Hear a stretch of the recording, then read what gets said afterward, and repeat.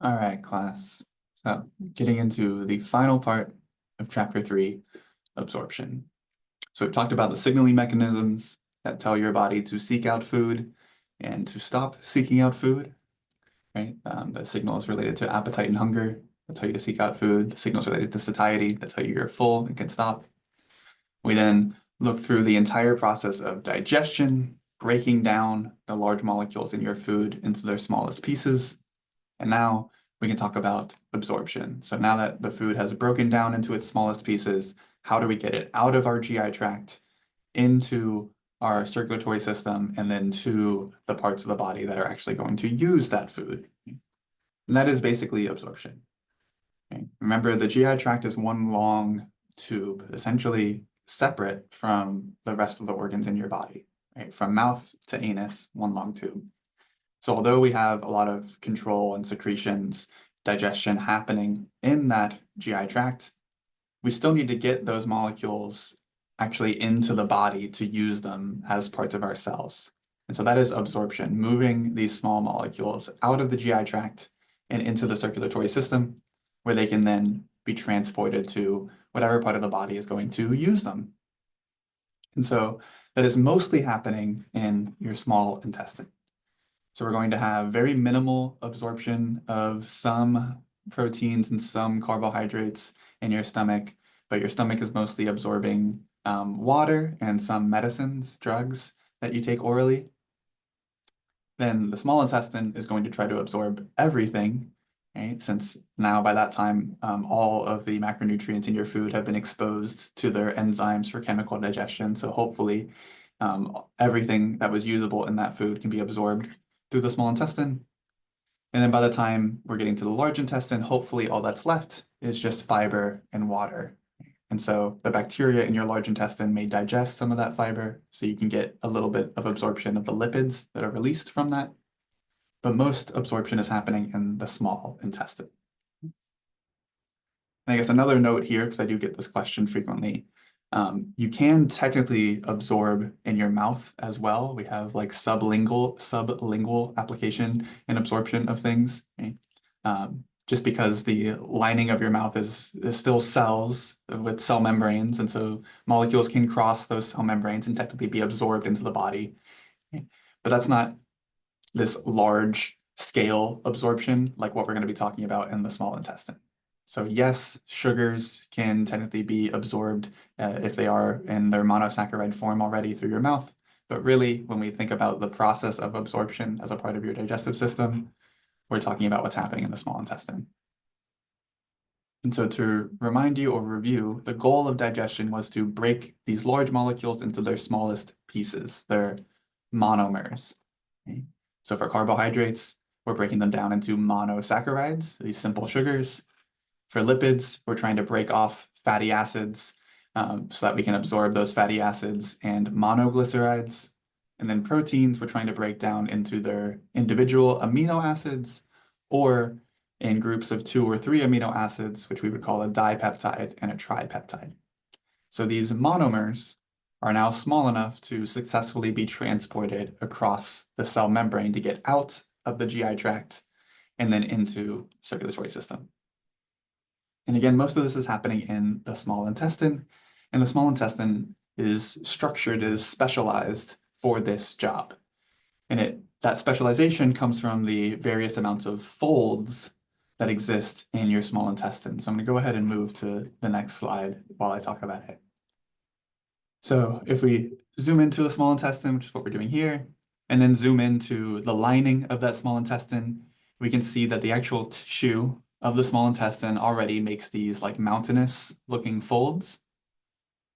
And then along that tissue, we can zoom in even closer to these even smaller folds, these villi, which are individual cells essentially in a row here that create these bigger folds, these smaller folds, these villi.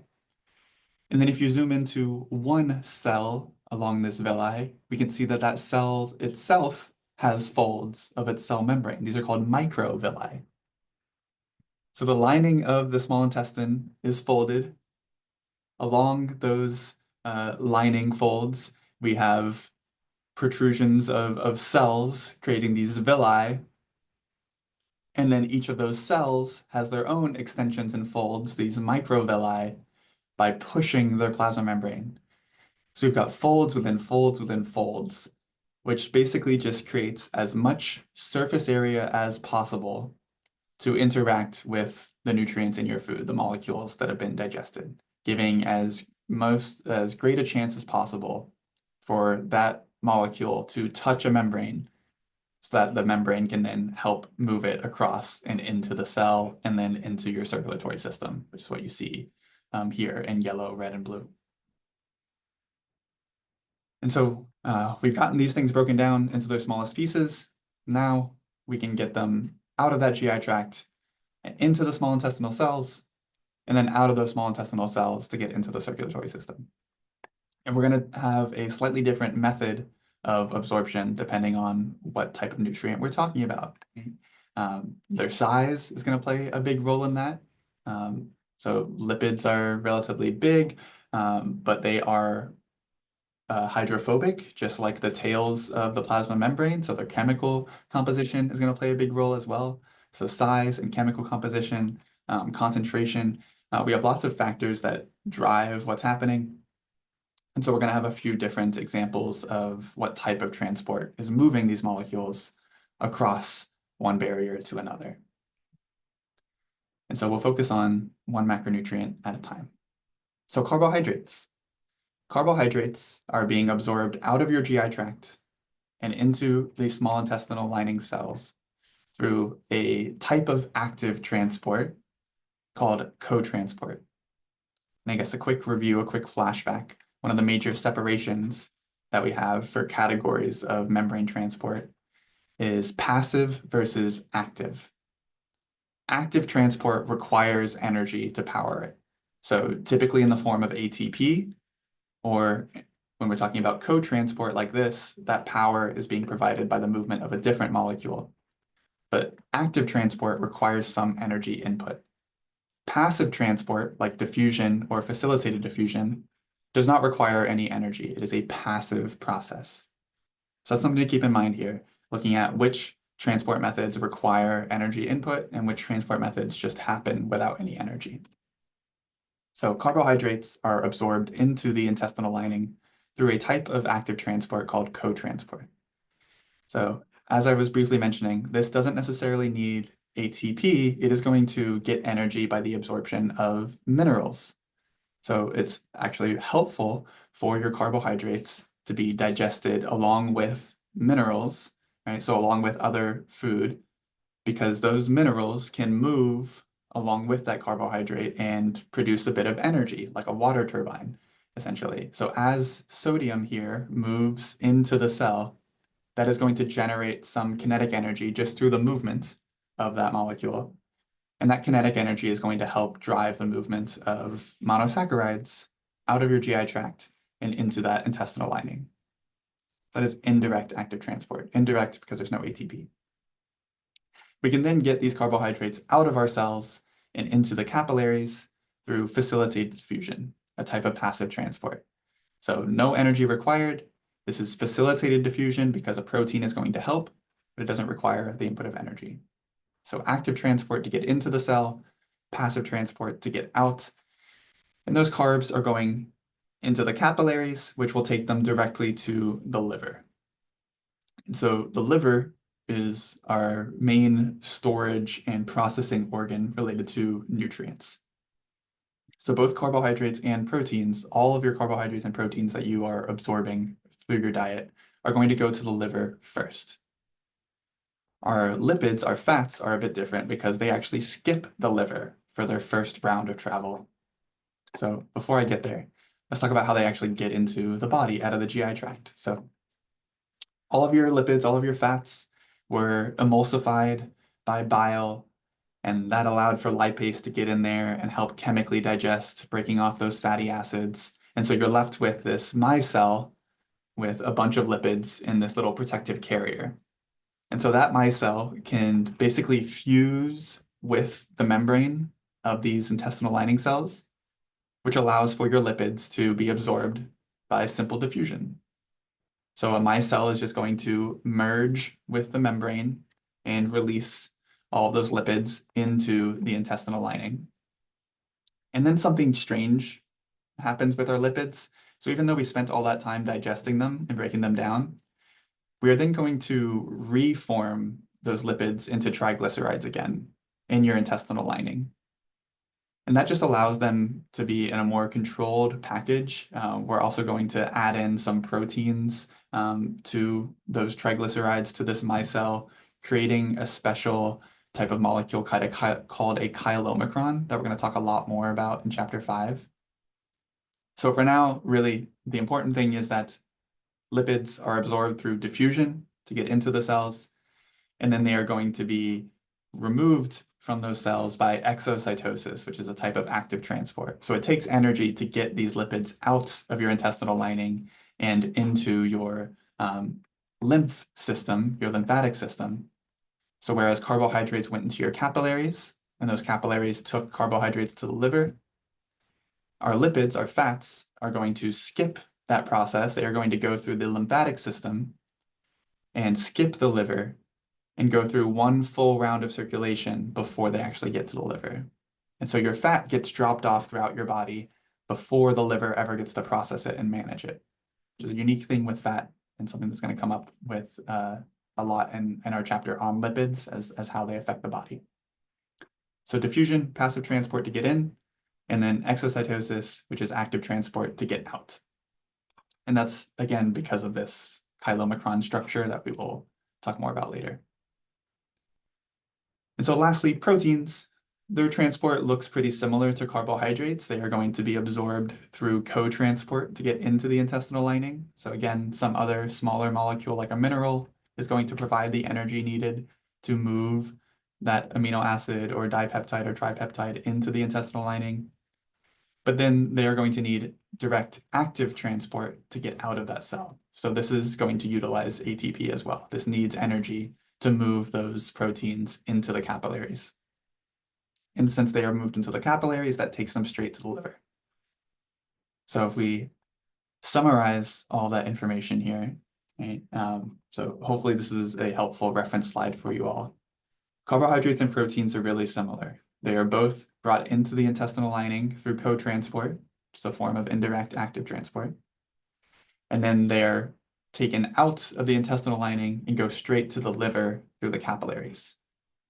So they do have slightly different transport to get out of those cells. We have facilitated diffusion for carbohydrates, and we have active transport for proteins, but they are both going into the capillaries, which are going to take them to the liver for processing.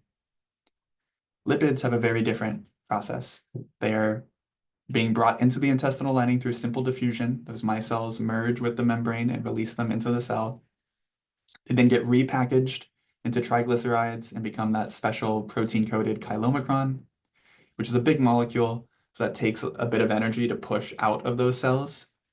But instead of going into the capillaries and being transported to the liver, they are going to skip the liver via the lymph.